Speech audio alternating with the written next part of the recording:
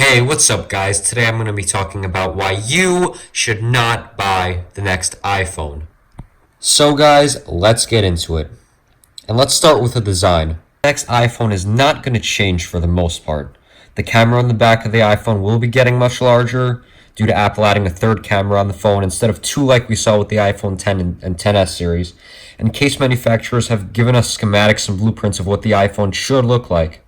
And it not only confirms that the back of the iPhone will be getting a much larger square camera, but also that the front of the phone won't change.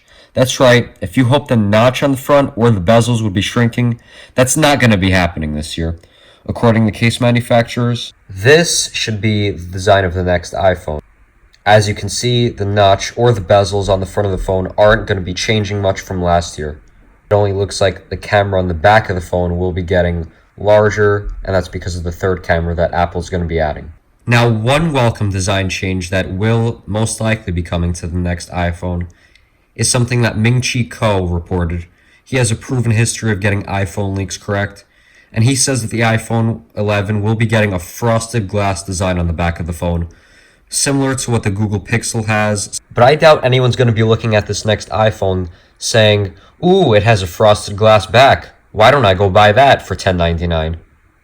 My point is that there's not going to be any really major change to the design of the phone, and a frosted glass back definitely would not be a major selling point for Apple. Now, the cheaper iPhone 11R, the successor to the 10R, is rumored to have two cameras this year instead of one from its predecessor. But whether we see a wide-angle lens with that second camera is unknown as of now. We'll just have to wait and see the day Apple comes out with it. It is pretty much confirmed that the third camera Apple's going to be adding on the iPhone 11 and 11 Max will be a wide-angle lens like the one on the Galaxy Note 10. Now, next up is the port selection. Apple's stuck with the Lightning port on the bottom of the phone since the iPhone 5. Now, we've seen in iOS 13 some loading screens that appear to show Apple will be switching this year's iPhone to USB-C, but I personally don't think this will happen this year. Apple still makes tons of money off of the Lightning port, and I really don't think Apple's going to tell their customers that they have to buy all new cables this year. I just don't see it happening. Now, you may ask, well, what was the loading screen in iOS 13's beta showing then? And that is a good question, and I'll answer it later in the video. The charging speed is supposed to be the same as last year. Fast charging only available with the purchase of a separate fast charger that can charge the phone up to 50% in 30 minutes, according to Apple's website. Which is pretty fast, but it's really falling behind some Android competitors like the Note 10 Plus, which has a much larger battery than the iPhone. Apple has been pretty stingy when it comes to increasing the size of the battery on the iPhone. Right now, the iPhone XS Max currently has 3,174 milliamp hours. We've heard leaks that say the regular iPhone 11 will be getting a 3,200 milliamp hour battery, and that's up from 2,600. And the iPhone 11 Max could be getting 3,500 milliamp hours, up from 3,174 from the iPhone XS Max. The iPhone 11R would get 3,000 milliamp hours, only slightly higher than the 2,900 on the iPhone XR. I think it's important to take this with a grain of salt. Leaks came out last year that the iPhone XS Max would have a 3,500 milliamp hour battery, but that did not come true. I personally think that the iPhone could be getting a larger battery, but not as major as an increase as the leaks are saying. And just to put things into perspective, the Galaxy Note 10 Plus, the phone that just was released, has a 4,200 milliamp hour battery. And that is much larger than any iPhone. So don't expect battery life to be better on this next iPhone. Or at least don't expect it to be much better. Now, next up is the camera. And the iPhone XS already has a really good camera, one of the best among even new smartphones. But there definitely is a lot of room for improvement. With the addition of the third camera on this year's iPhone, we'll probably see a wide-angle lens like the one in the Galaxy Note 10. And I have to say, this is a good thing. It's something we've been waiting for a while, and we'll finally be getting it this year. We could also be seeing a night mode similar to the camera mode on the Pixel 3, and that takes incredible night shots. Honestly, I think if Apple gets those two things onto this next iPhone, it has a great shot at being the best camera on any smartphone. So why do I say don't buy the next iPhone? Well, because How much better could the camera really get from the iPhone XS and XS Max? And think about all the Android competitors that have amazing cameras on their phones that cost much less. Let's move on to the internals of the phone. Like every year, we'll be seeing Apple move up one generation in their A series processor. This year, that'll be from the A12 to the A13 processor. And the A12's Geekbench score was very good, even being higher than some MacBook Pro scores. This is one thing the iPhone hasn't been lacking on.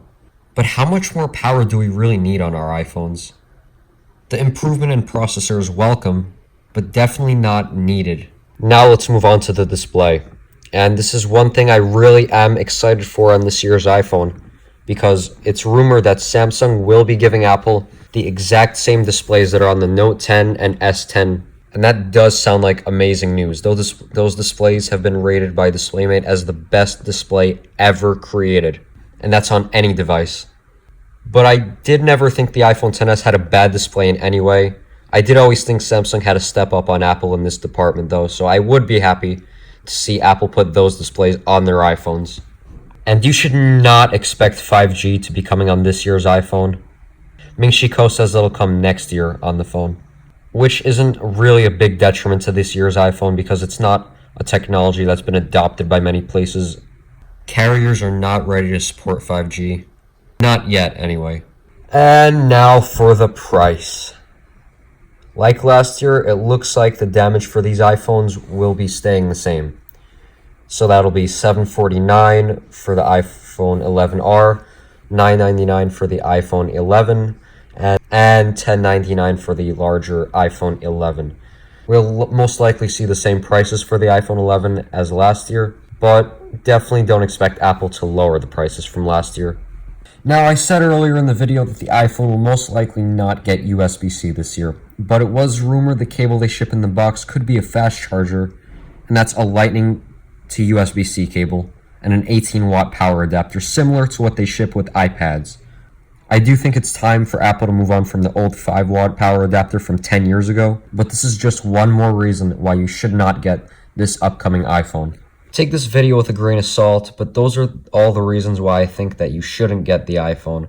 You're going to have a similar design, a similar camera, possible improvements to the battery, a similar processor, a better display, but can you really justify upgrading from a XS Max for an extra $1,000 or even to the 11R for $800 included with tax? And the answer is, well, I don't think so. But anyways, guys, let's see what Apple has in store for us. The launch date for it is supposed to be September 10th, so we'll see what they come out with. Thanks for watching, guys. As always, if you like the video, please hit the like button, leave a thumbs up, comment, and let me know if you are upgrading to this next iPhone. Let me know why, and let me know what phone you're upgrading from.